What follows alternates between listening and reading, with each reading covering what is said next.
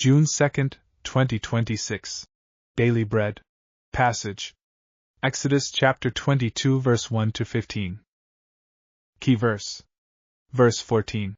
Title: Laws regarding property. Bible passage. If a man steals an ox or a sheep, and kills it or sells it, he shall repay 5 oxen for an ox, and 4 sheep for a sheep. If a thief is found breaking in and is struck so that he dies, there shall be no blood guilt for him. But if the sun has risen on him, there shall be blood guilt for him. He shall surely pay.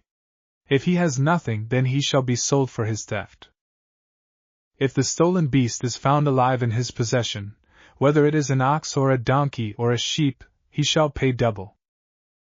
If a man causes a field or vineyard to be grazed over, or lets his beast loose and it feeds in another man's field, he shall make restitution from the best in his own field and in his own vineyard.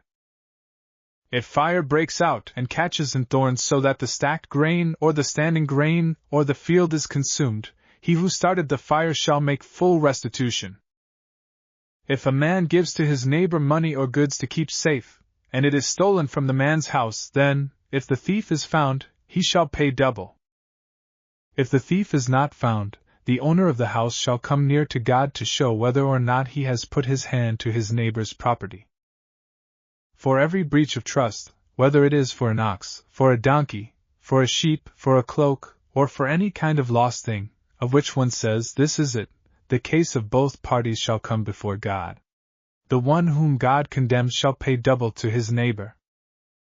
If a man gives to his neighbor a donkey or an ox or a sheep or any beast to keep safe, and it dies or is injured or is driven away, without anyone seeing it, an oath by the Lord shall be between them both to see whether or not he has put his hand to his neighbor's property.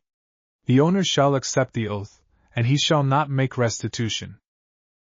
But if it is stolen from him, he shall make restitution to its owner. If it is torn by beasts, let him bring it as evidence. He shall not make restitution for what has been torn.